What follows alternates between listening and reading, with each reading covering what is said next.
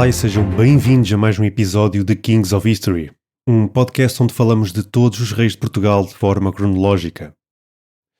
No último episódio vimos como as tensões e conflitos estavam cada vez mais a abraçar o reinado de Dom Dinis e como estes não abrandaram e influenciaram mesmo o herdeiro do trono. Hoje vamos olhar mais de perto para o culminar de 20 anos de tensão entre a coroa, senhores do reino e homens da igreja. No entanto, há uma figura que se impôs e que fez por mudar o reinado de Dom Dinis para sempre. Mas antes de avançarmos, gostaria de lembrar a todos que podem ouvir todos os episódios até agora lançados através do nosso website kingsofhistory.buzzsprout.com e que também nos podem seguir nas redes sociais para estarem sempre a par de quando lançamos episódios e muitas outras coisas. Não se esqueçam que nos podem acompanhar através do Patreon, onde têm os scripts dos episódios disponíveis e muito mais. Vamos então continuar a nossa história. Como vimos no episódio passado, nuvens de conflito e discórdia pairavam sobre o reino de Dom Dinis. Existiam tensões com a nobreza, como já referimos, mas também com membros da igreja, conflitos que, na maioria das vezes, eram resolvidos apenas de forma temporária. Olhámos também para um caso em particular, o de Dom Martim Gil. Após ver a herança que lhe caberia ser bloqueada num processo jurídico onde estava envolvido o Afonso Sanches, filho bastardo do rei, acabou não só por perder esses bens, mas também o cargo de alferes-mora, que passou precisamente para Afonso Sanches. Mais tarde, Dom Martim Gil torna-se mordomo-mor do príncipe herdeiro, Dom Afonso. Esta proximidade revelou-se decisiva. Este começou então a influenciar o jovem príncipe contra o próprio pai, o rei de Portugal. Apesar de esta influência ter sido breve, pois Dom Martim Gil morreria pouco tempo depois, o seu trabalho não se perdeu. Foi continuado por Dom Raimundo de Cardona, ainda que por pouco tempo, pois tudo indica que acabou exilado quando este esquema chegou aos ouvidos de Dom Dinis. A verdade é que o príncipe herdeiro, Dom Afonso, já demonstrava sinais de discórdia em relação ao reinado do pai desde cedo. E com o passar do tempo, esta posição foi-se consolidando. Com o reino mergulhado neste ambiente de tensão, e com um herdeiro cada vez mais próximo das forças de oposição, Dom Dinis decide peregrinar até Santiago de Compostela, em busca de orientação divina. Depois deste pequeno resumo muito importante, vemos que, neste ano de 1318, Dom Dinis continua com a sua missão de apelo divino através de várias doações à Igreja, principalmente ao mosteiro que ajudou a fundar, o mosteiro de Odivelas. Mas ao que parece, as preces do monarca não foram bem recebidas pelo Altíssimo, e a fúria divina manifestou-se através de um evento marcante a 21 de setembro.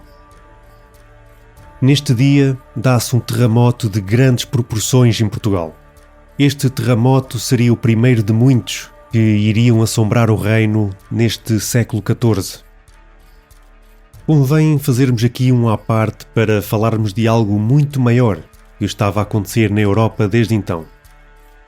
Até este período que relatamos, vivemos no chamado ótimo climático medieval, ou também referido como período quente medieval.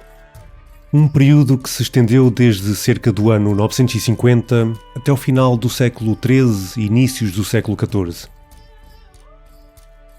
Depois de um período que já teve o nome de Idade das Trevas, entre os séculos V e X, muito por causa da queda do Império Romano do Ocidente, a Europa foi capaz de se reestruturar, reconstruir e mesmo projetar o seu poder além fronteiras, como foi o caso das Cruzadas, nas margens distantes do Mediterrâneo. Assistiu-se ao nascimento das universidades, ao erguer das colossais catedrais góticas, ao crescimento das cidades e do fluxo comercial. No geral, ao prosperar da civilização europeia, que, depois de séculos a viver à sombra de potentados muçulmanos, superiores em vários aspectos, eram agora rivais renascidos, capazes de igualar ou até mesmo superar em certos campos. Mas tudo isto estava prestes a mudar. No arrancar do século XIV, a cristandade latina começou a mostrar fragilidades estruturais até então pouco visíveis. A partir de 1315, esta fragilidade manifestou-se através de uma crise de subsistência generalizada. Um período entendido pelos historiadores como os primeiros momentos da chamada crise do século XIV. Este primeiro momento de crise afetou sobretudo a agricultura e manifestou-se em França, o reino mais povoado da Europa. Esta crise não resultou de um único fator, mas sim da convergência de vários fatores adversos, como a deterioração climática, anos excessivamente chuvosos, colheitas arruinadas, carestia dos géneros e o agravamento generalizado das condições de vida. Todos estes fatores resultaram em fome entre os anos de 1315 e 1317, principalmente nas áreas mais densamente povoadas e mais dependentes da agricultura. A chamada Grande Fome foi o prenúncio de transformações mais profundas na história europeia do século XIV. Mais do que uma crise pontual, esta revelou várias vulnerabilidades das sociedades medievais, sobretudo face à instabilidade climática, às limitações dos sistemas de abastecimento e à rigidez das estruturas económicas e senhoriais. A Europa tinha atingido o seu limite de expansão agrícola e produtiva, e as técnicas existentes já não conseguiam responder ao crescimento da população. O aumento dos preços, a escassez de cereais, a subida da mortalidade e a tensão social anunciaram um novo período, marcado pela insegurança material. Assim, a crise de 1315 deve ser vista não apenas como uma calamidade agrícola, mas como o início de um processo mais vasto de desarticulação, que, nas décadas seguintes, se manifestaria em guerras, convulsões políticas, epidemias e retração demográfica. É neste mundo de incertezas que deve ser lido o reinado de Dom Dinis nos seus últimos anos. Embora este reinado tenha vivido ainda no tempo da ordem, do progresso, do reforço do poder régio e muito mais, o seu final coincide já com os primeiros indícios de uma época menos estável. A crise de 1315 dá-nos, portanto, um enquadramento importante para compreender o ambiente histórico em que se inscrevem os últimos anos do seu reinado. Existem várias teorias para o início desta crise, sendo que uma delas prende-se com a atividade sísmica e vulcânica entre 1315 e 1317, num fenómeno a que os geólogos chamam inverno vulcânico. Podemos dizer que, embora de forma indireta, o sismo de Lisboa, como muitos outros, pode ter uma relação com os fatores que originaram a crise de 1315. Então, mas que efeitos teve esta crise em Portugal? Esta crise afetou sobretudo a Europa Central, como o Reino de França, que, em março do ano anterior, tinha executado Jacques de Molay. Será que a maldição do último grão-mestre dos Templários afetava também o clima? Se não fazem ideia do que estamos a falar, convido-vos a juntarem-se ao nosso Patreon e a ouvirem um episódio muito especial sobre a queda da Ordem do Templo, um tema fascinante, cheio de emoção. Em Portugal, esta crise não foi muito sentida, embora não tenha escapado a alguns dos seus efeitos. Portugal dependia muito da importação de bens alimentícios de primeira necessidade, e talvez aqui se tenha notado mais esta crise europeia. Contudo, não temos dados que nos permitam comparar o preço destes alimentos, antes e durante a crise. Nem sequer temos conhecimento de crónicas ou documentos da época que falem sobre isto. O artigo Portugal 1300, Fome, Lima e Abastecimento em Portugal no final da Idade Média, escrito em 2023 por uma série de medievalistas com Marcelo Cândido da Silva à cabeça, demonstra um quadro ambivalente. A crise ainda não tinha chegado aqui em força, mas Dom Dinis viveu o suficiente para testemunhar uma mudança nos tempos, ainda que ligeira. Voltando ao terremoto, seria de facto este abalo e esta crise a resposta às preces do monarca português? Um sinal de que algo maior se aproximava no horizonte? Em Castela, o neto de Dom Dinis, Afonso XI, era ainda menor e via a sua tutela ser disputada por várias partes. Partes estas com interesses claros na projeção de influência em Castela. Tudo isto acontece por causa da prematura morte do seu pai, Fernando IV, em 1312, e da sua mãe, Dona Constança, filha de Dom Dinis, em novembro de 1313. Existiam muitas partes a quererem ter a tutela da educação do pequeno monarca castelhano, mas as mais poderosas talvez seriam a sua avó paterna, Maria de Molina, o seu tio, Jaime II de Aragão, e claro está, o monarca português, Dom Dinis, que, apesar de ter perdido bastante influência neste reino por causa da morte da sua filha rainha, continuava com um interesse ativo na educação do seu neto e também nos assuntos da coroa castelhana. Além disso, Dona Constança tinha nomeado os seus pais como executores do seu testamento, o que lhes conferia uma certa legitimidade para se envolverem nos interesses da falecida. Deste modo, Dom Dinis escreve a Roma para contestar os acordos que tinham sido estabelecidos em 1313 e 1314, que definiam quem estaria envolvido na tutela do jovem rei. Entre estas figuras estava Dom João Nunes de Lara, um dos principais aliados de Dom Dinis em Castela, e que ainda permitia ao monarca português ter alguma influência neste reino. Mas por que é que Dom Dinis contestava este acordo agora? Pois o seu grande aliado já tinha morrido há 3 anos atrás. Isto deixava Dom Dinis numa posição frágil. Agora o monarca português enfrentava 2 frentes de combate. Uma era a crescente instabilidade dentro do seu próprio reino e outra era o risco de perder influência em Castela. Coloca-se então a questão: contra quem teria Dom Dinis de medir forças para garantir a sua posição na educação do neto? Como já dissemos, não faltavam pretendentes à posição de tutor do pequeno rei castelhano, desde familiares próximos a nobres de vários reinos. No fim, foi Dom Filipe, tio do pequeno Afonso XI, que o levou a melhor no jogo político, afirmando-se como tutor do jovem monarca. À primeira vista, esta escolha até poderia agradar a Dom Dinis, já que Dom Filipe tinha ligações próximas ao filho bastardo do rei português, Afonso Sanches. No entanto, não seria assim tão simples. Dom Filipe só conseguiu alcançar este lugar graças ao forte apoio da sua mãe, a rainha Maria de Molina. E aqui reside o problema, pois Maria de Molina não via o monarca português com bons olhos. E, por isso mesmo, como iremos ver em seguida, apoiava o jovem herdeiro português Dom Afonso.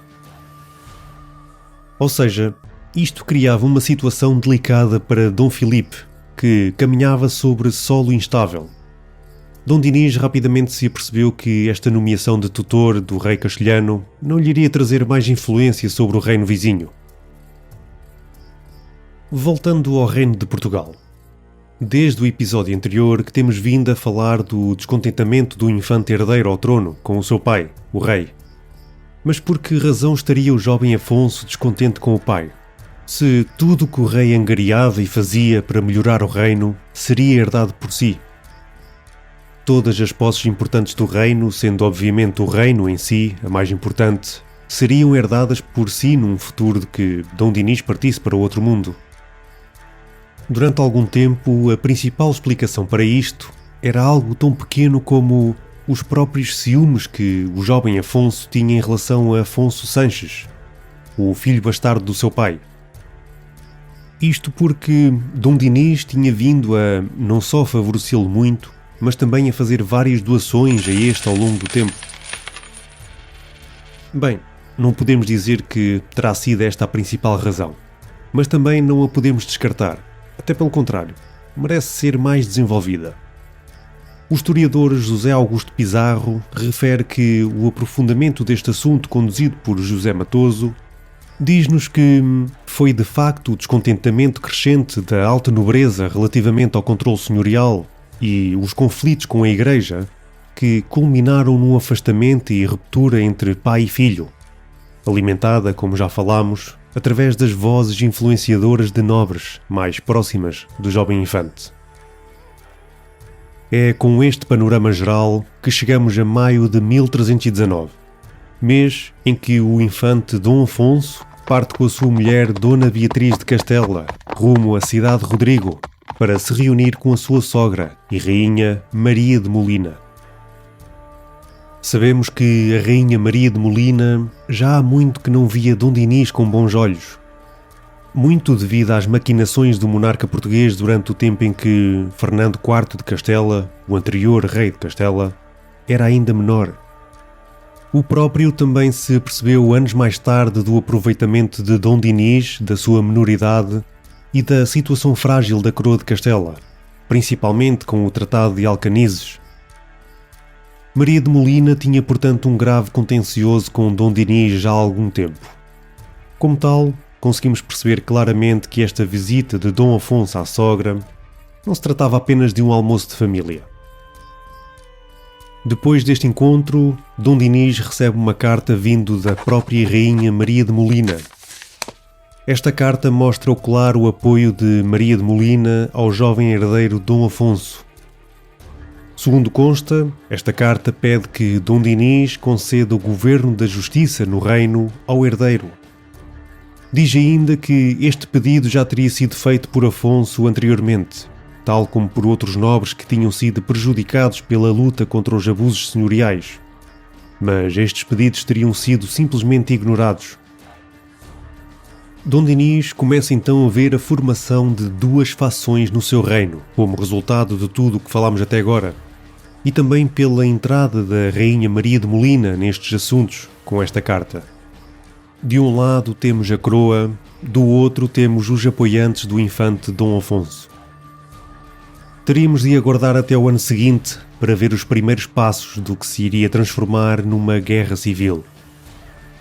A 1 de julho de 1320, em Santarém, Dom Dinis faz ler publicamente uma longa lista de queixas contra o seu filho herdeiro, denominadas de Primeiro Manifesto. Nesta lista constavam queixas como o facto de Dom Afonso ser ingrato, mesmo após ter sido perfilhado com doações por parte do rei, como também o facto de o infante ter ficado feliz nas instâncias em que seu pai tinha ficado doente, e muitas outras. Mas Dom Dinis não se ficava por aqui, nem pelas acusações ao seu filho. Este acusa também Dom Pedro, também seu filho, e ainda o bispo de Lisboa, Dom Frei Estevão. Do outro lado temos o infante herdeiro que já fazia acusações há algum tempo.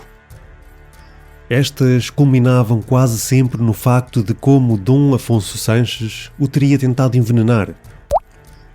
E também no facto de que o seu pai, Dom Dinis, o queria afastar da herança do trono, e inclusive escreveu uma carta com um selo de Coimbra onde justificava o afastamento do filho herdeiro, pois este tinha fraca capacidade mental para o cargo. Dom Afonso diz que o seu pai estava desta forma a preparar o trono para o seu filho bastardo, Dom Afonso Sanches. Por último, também apresenta uma acusação de que o seu pai, nas correspondências que tinha com o Papa, chegou a dizer que, e passo a citar, o infante era sandeu e desmemoriado e que andava a comer as aranhas pelas paredes. Dom Afonso não ficou sem resposta. Dom Dinis apresenta de imediato documentação relevante que indica que a suposta tentativa de envenenamento nunca aconteceu. Não havia testemunhas a favor do infante. Para além disso, através de documentação do Conselho de Coimbra, nega completamente que ele alguma vez tenha pedido ao Conselho que pusesse o selo numa suposta carta onde justificava o afastamento do seu herdeiro do trono por causa da sua fraca destreza mental para herdar o trono. Por último, através de evidências documentais vindas diretamente do Papa João XXII, desmente que alguma vez tenha correspondido com o Papa sobre o seu filho comer o que quer que seja das paredes, muito menos aranhas.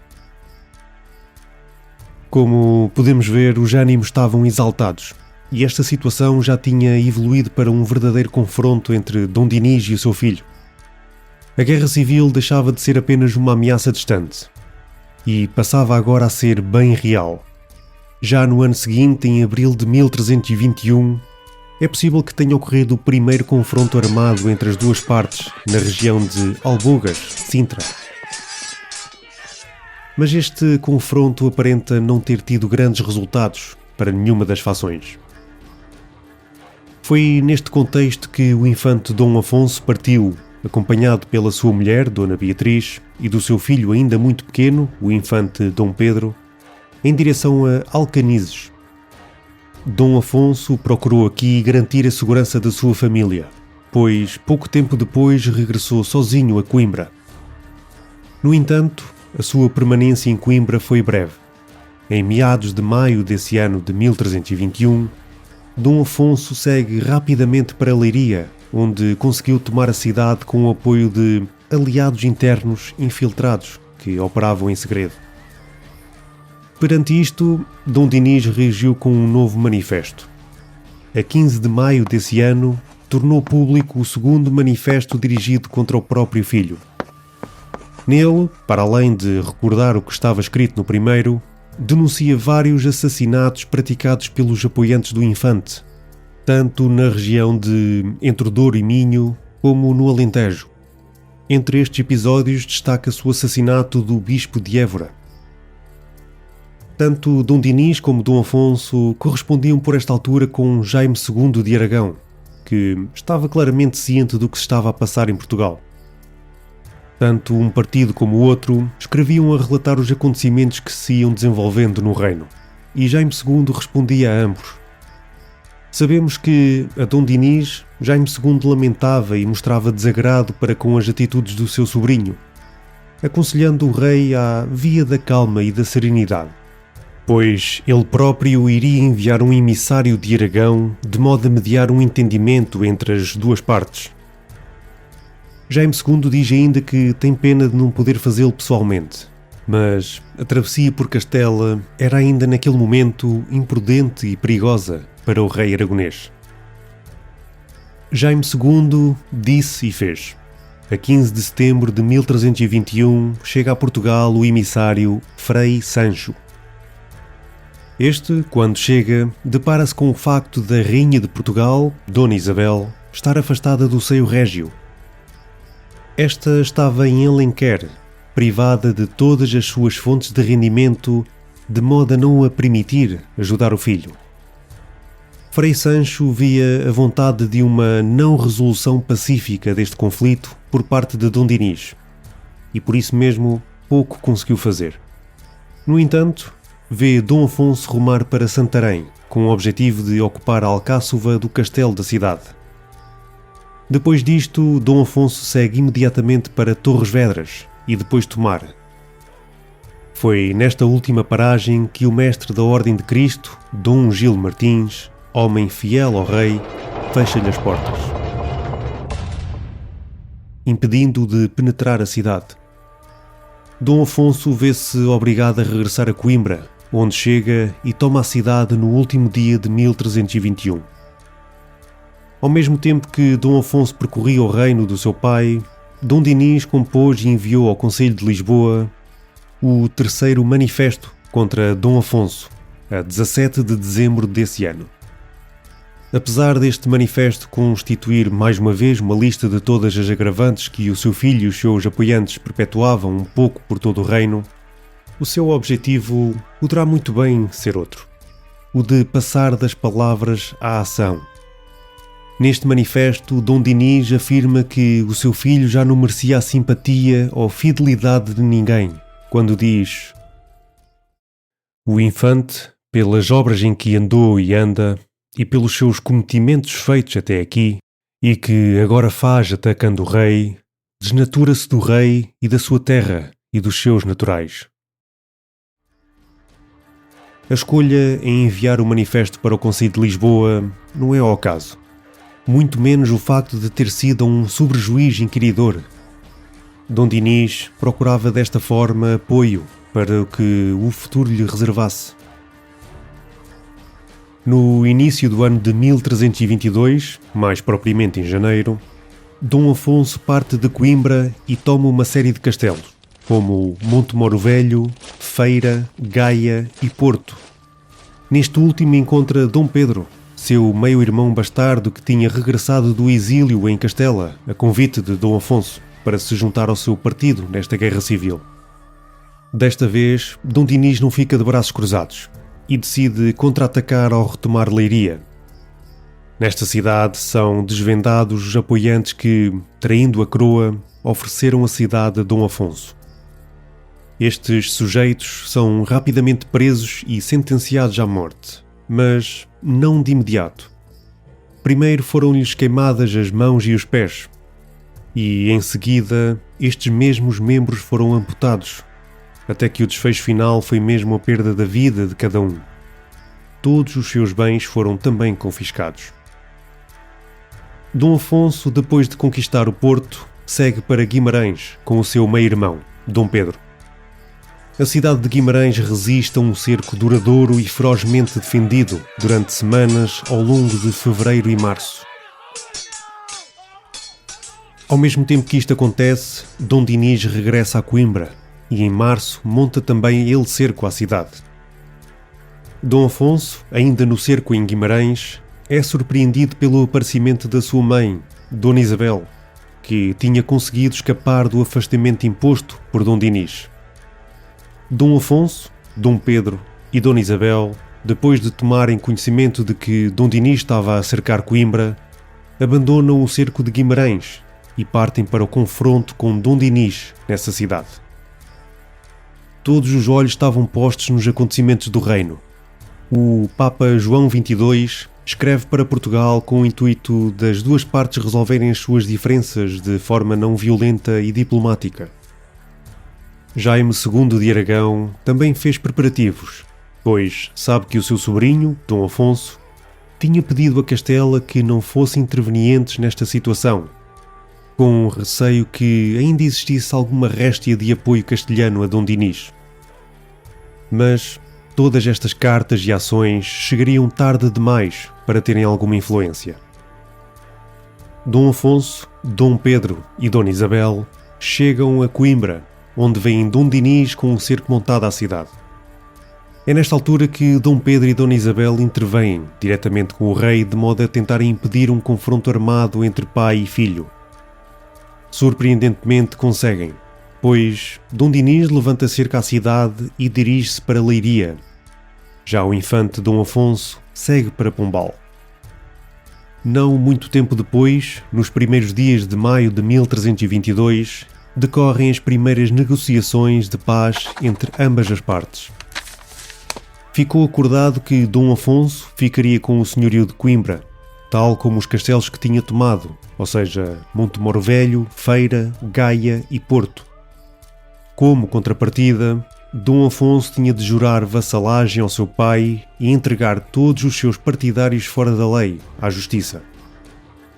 Para além disso, estava também escrito no acordo que Dom Pedro poderia regressar a Portugal do seu exílio, sendo-lhe devolvido todas as suas terras e posses. Com a paz entre pai e filho finalmente alcançada, a família real regressa a Lisboa. É nesta altura, pouco após a chegada, que, talvez por causa da idade, da tensão e o esforço dos últimos meses, Dom Dinis adoece gravemente. É agora com 61 anos e com o peso dos últimos acontecimentos na sua saúde que Dom Dinis escreve o seu segundo testamento. Já no ano seguinte, a pedido de Dom Afonso, Dom Dinis convoca cortes para outubro de 1323. No entanto, as exigências feitas pelo infante para a realização destas cortes não foram tidas em consideração pelo rei. Dom Afonso, nada satisfeito com a situação, retira-se e segue para Santarém, onde reúne um exército com o objetivo de invadir e conquistar Lisboa. Dom Dinis, sabendo das intenções do filho, reúne também ele um exército em Lisboa. Ambos os exércitos de pai e filho encontram-se em Alvalade, em dezembro de 1323, para um confronto direto. Mas, mais uma vez, este confronto foi interrompido por intervenção da rainha Dona Isabel. No entanto, não podemos dizer que este confronto terminou ali, mas sim que foi adiado. No mês seguinte, em janeiro de 1324, Dom Afonso recusa a entrada do seu pai e rei de Portugal na cidade de Santarém, e foi aqui a gota de água que fez transbordar o copo. Dom Dinis reúne novamente as suas tropas e parte para a cidade em fevereiro, onde lhe é recusada a entrada novamente.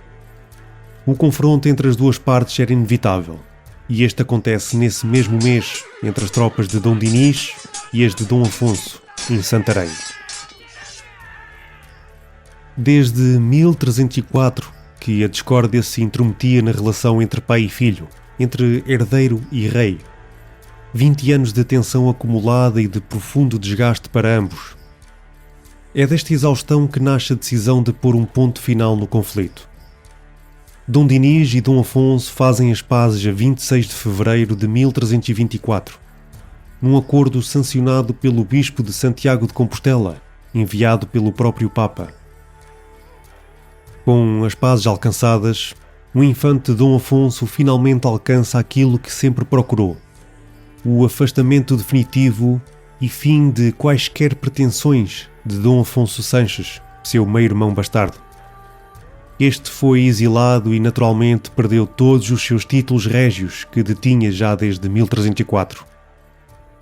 Termina assim a Guerra Civil e termina assim o nosso episódio. Neste episódio vimos como o acumular de tensões e conflitos entre os senhores do reino com a coroa resultou numa alavanca para as ações do príncipe herdeiro, Dom Afonso. A Guerra Civil era inevitável, e foi isso que aconteceu.